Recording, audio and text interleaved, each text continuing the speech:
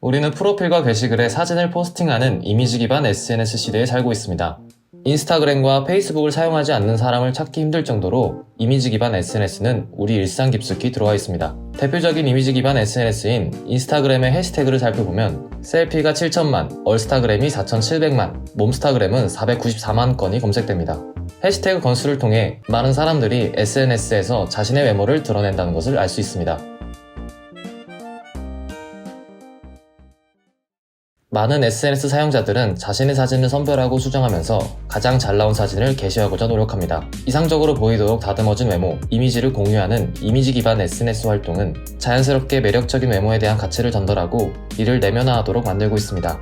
이로 인해 많은 사람들이 이상적인 외모에 도달하기 위해 극단적인 다이어트를 선택하기도 하고, 실제로 여대생의 과반수가 정상 체중임에도 불구하고 섭식을 극도로 제한함으로써 과도하게 체중을 조절하거나 그럴 계획을 갖고 있다는 연구 결과가 있었습니다.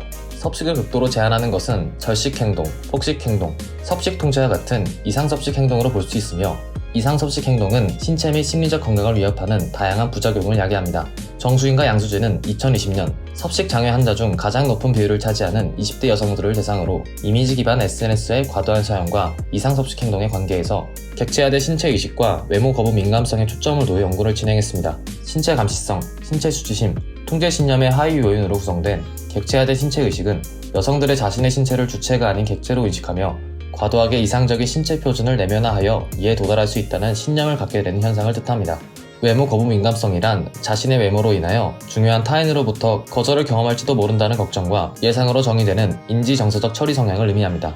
정수인 등의 논문에서 이미지 기반 SNS의 과도한 사용이 이상섭식 행동을 예측할 뿐만 아니라 객체화된 신체 의식을 매개하여 이상섭식 행동에 영향을 미치는 것으로 나타났습니다. 또한 객체화된 신체 의식과 외모 거부 민감성의 순차적 이중 매개 효과도 유의한 것으로 확인되었습니다. 즉, 이미지 기반 SNS를 과도하게 사용하는 사람은 사회가 부과하는 이상적인 미적 기준을 내면화하게 되고, 이에 도달하기 위해 자신을 객체화하여 감시와 통제를 가하게 됩니다.